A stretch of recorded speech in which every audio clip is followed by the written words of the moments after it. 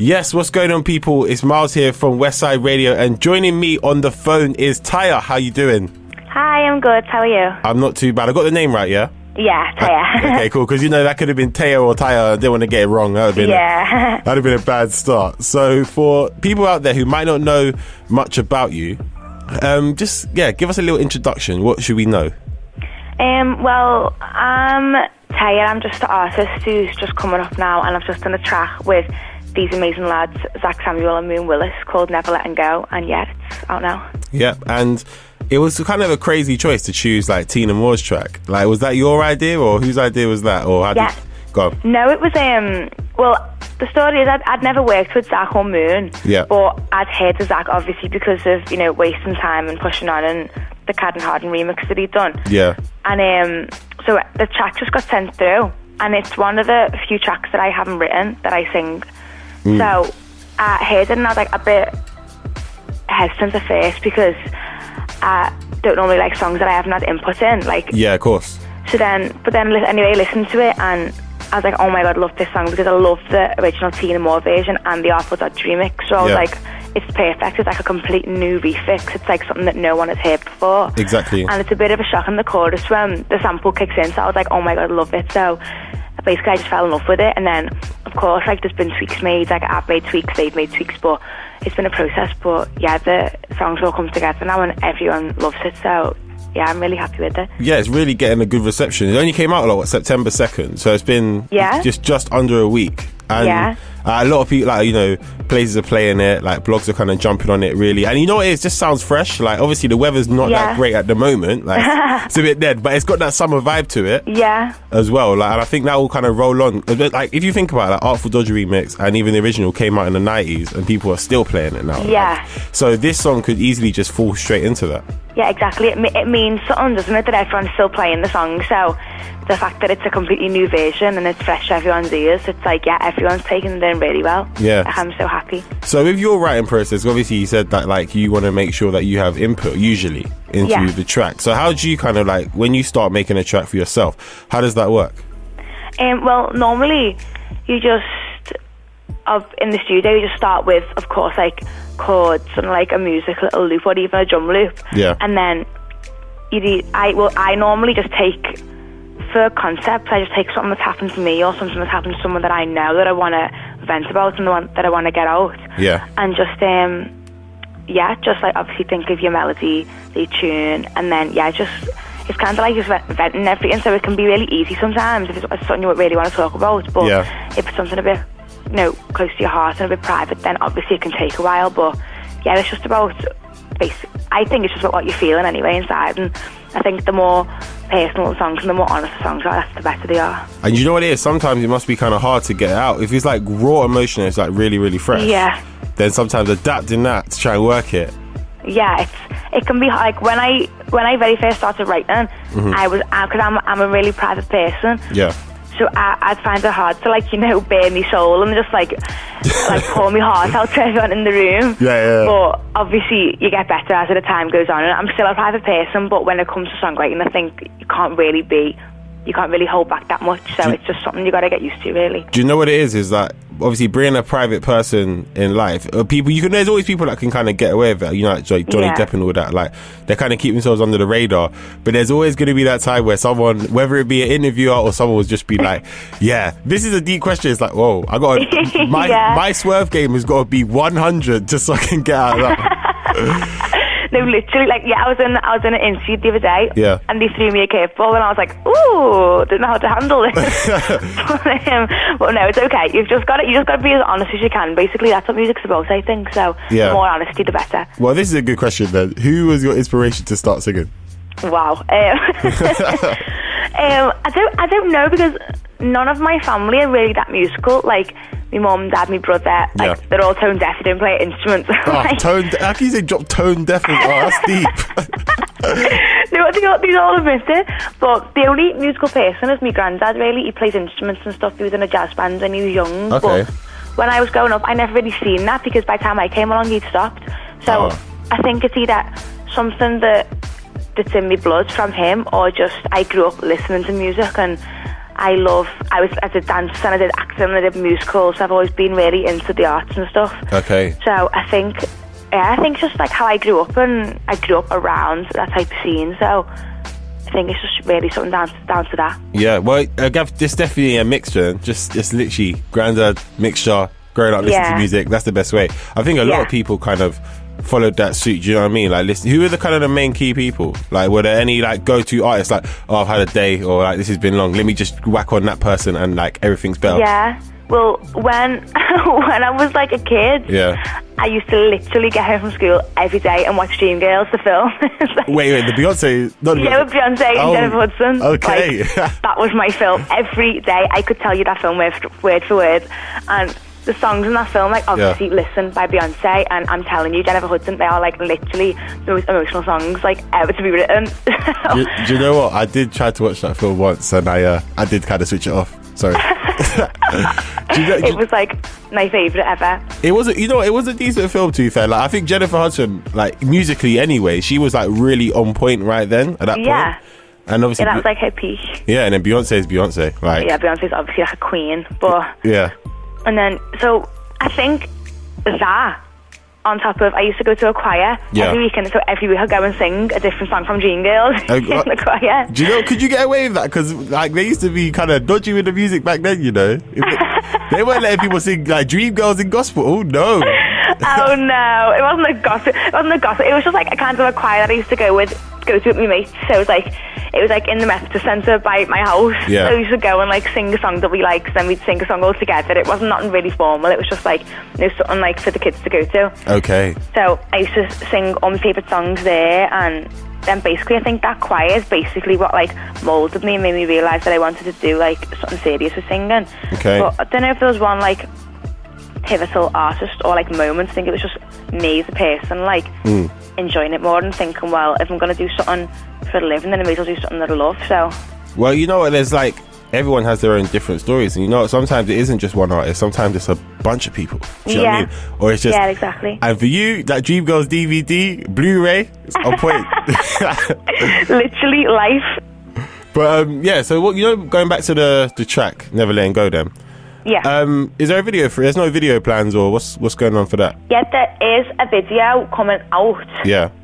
It's kind of it's really cool. I seen it for the first time the other day. Okay. It's just like a story of, you know, a love story, like a boy and a girl and the complications and stuff, and yeah, it's just cool. Okay. Yeah. You know, that was such a polished answer as well. I just kept it short and sweet. I don't tell you nothing else. I know. You got ways in the I'm not loud. But before we do that, let's get into the track then. So I'll let you introduce it, and then we'll come back on the other side and talk more.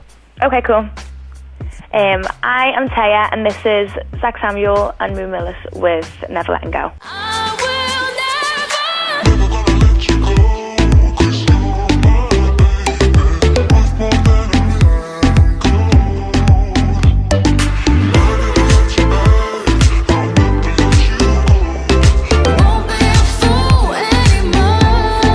So are you in London at the moment, or are you back up in Liverpool? I am back up in Liverpool at the minute, but I'm moving to London full time in literally like 2 weeks. Okay, how does it feel? To be moving, it's scary because like I'm 18, so I still live at home. Yeah.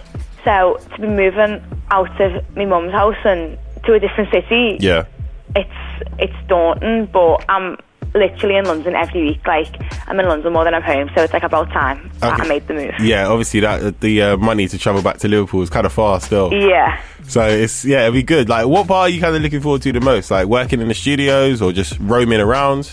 Yeah, well, I've been working in the studio in London since I was literally like 12 or 13. Okay, so you're a seasoned veteran. Yeah, that's just like second nature to me now. But I'm excited just, you know, to be actually on the scene and not have to worry about train times and be able to go and do stuff and like go to gigs and go to parties and stuff, which I haven't been able to do before, so that's exciting. Yeah, well, as long as you've got someone there that's like, you know, making sure you're alright. Because London, like, I've never been to Liverpool before, to be fair. Never? No, I haven't been. You know what? I am bad with geography. Like, and I'll tell you, if Liverpool's no such thing as Liverpool Football Club or Everton, I would not be able to tell you where Liverpool is. I'm being honest. That's hilarious. But London mentality has got me strong. But do you know what? Talking about Liverpool though, music wise, Mike Lowry, Oh, yeah. Yeah, like, what's your relationship with them? Yeah, well, I was speaking about the choir before. Like, they all went to the same choir as me. They went to my school. Okay. I've known some of them since I was literally a kid. And, like, most of my life. And they are seriously, like, the nicest boys you'll ever meet. And so talented. Yeah, they are. They're sick. And obviously, they got the Justin Bieber Purpose Tour now. Yeah. European dates. I'm made up for them. I'm so excited for them. Like, it's about time they got like a big break like this, and I'm so made up. I couldn't be happier. It couldn't have happened to like a nicer bunch and a more talented bunch of lads. So yeah, well, all of you are doing bits. If you're all in that same group, like who else are we looking for then? Who else is coming up? Well, out of Liverpool, there's a band.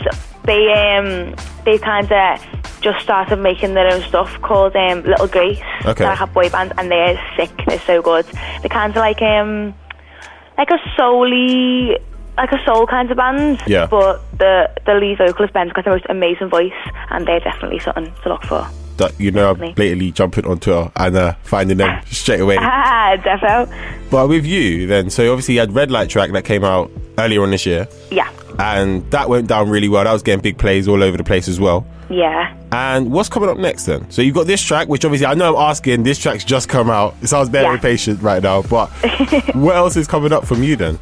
Well, yeah, so I've got the Red Light one and this Zac and Moon one. Yeah. And basically, I'm just working on my own stuff now at the minute. I'm just like in the studio, you know, perfecting all my songs and making sure that I'm proud of everything that I can release. Yeah. So I've got an EP coming out soon that should be coming out like in the next month or so. Okay.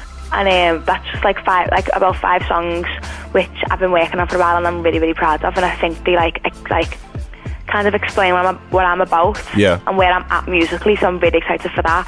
And then after that, it's just, you know, working towards the album and singles and stuff. So yeah, it's exciting times. What have you got an exact date? I'm reaching. No, not an exact date, but you know, it should be around about a month's time. Okay, so it's not that long though. Yeah, I thought you was gonna be like, oh yeah, that's coming out 2017. Like, I'm gonna make. Well, hopefully not. That's all right then. So, festival seasons and that, have you been around much, or have you kind of just been working in the studio more? Yeah, I've done a few festivals actually. I just did this one called Fusion Festival in Liverpool, which is really cool. Okay. They had like headliners were like Craig David and High Temper, people like that. That's good. That's cool. Yeah. I did this stage, the Urban Forest stage. It's by Copperberg. Yeah. And it was really cool. It was really busy, and that was good. But I've done a little mini tour with No Disciples. Yeah. The DJ. So I did what did I do? I did SW4 in London and Reading Fest, Leeds Fest and Creamfields with them, so that was really cool. Did you enjoy SW4? Yeah, it was really good. See, I got there. What day did you do? The Saturday. See, what time were you on? Because I went on the Saturday, I was there for an hour. Yeah? Yeah. You were there for an hour? Yeah, it was bad, because you know what? I was out and I was in the pub, and then I drank too much. Then, I was one of them. Yeah, and then got there at like 6:30, and then I was there, and I was like a bit too wet. Oh, okay. Yeah, I think I sang a bit earlier. I sang at like 4 o'clock. Okay.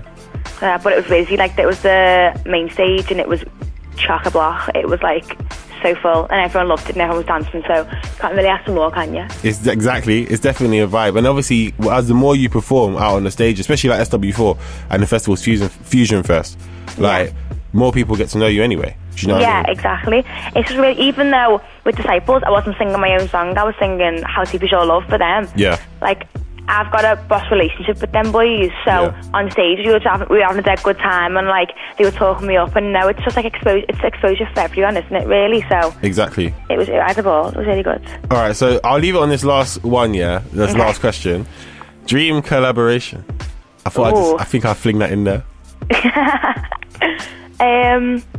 Dream collaboration. Oh my god, so hard. You can make it, you can reach as far as you want with this as well, you know. Okay. There is so many people. My mind is just gone chocker. Dream collab.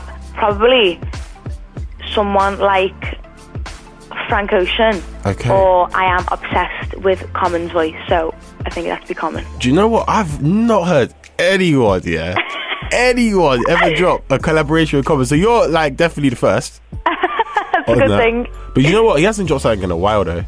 I know, that's what make it more special though. Hey, that's like extra exposure right there, you know. Exactly. No, because that would be good. I'm not gonna lie. Frank Ocean, like, also, that would be cool. Like, Frank Ocean's got the two. Well, he's got Blonde Out and Endless. It's so sick. Did you like both of them? Obviously they're a bit mad, so they take a bit of getting used to. But I love them. I just love anything that Frank does. So. All right, so you're definitely a Frank fan. Yes, I can't say one. You know what? Like, Channel Orange took me 3 years to like. Really? Yeah. Oh my god, no, I literally could tell you all the words to Channel Orange, like, right now. That's the only thing I listened to when it came out, like, that album on repeat. You know what? Don't though, because you need to keep your voice on point. That's the main bit. I like, you know what it was? It's like, when this album came out, Blonde especially, I was like, oh, Kendrick Lamar's on it. I kind of reached, I did that. I was like, Kendrick Lamar, Beyonce. I went onto the tracks, I didn't hear any of them. Oh my god. And I was a bit upset. But I like, was it Skyline 2? Yeah. And Pink and White. I think for me they're the best ones. Yeah. I don't know what my favourites are. So I listen to albums as albums. Do you know what I mean? So it's really rare that I know the names of songs. I just know the words. Yeah. It makes more sense. If you're a singer, it's the first step is knowing the words. So yeah. I mean, as long as the words are on point. Sometimes if the key's off, if the throat gets a bit scratchy, as long as you know the words, you can slide through it. But thank you for chatting to me today. I really appreciate it. Thanks for having me. No worries. When you're in London, come through the studio. Yeah, defo. Yeah, and if you get any old music that comes through, just send it my way. I'll drop you a follow on Twitter now. Okay, cool. Get it sorted. All right, that is it. That's the interview with Taya done. And that was Westside Track of the Week. Make sure you keep it locked. I'll see you guys in a bit. Peace. See you guys in a bit. Peace. See you guys in a bit.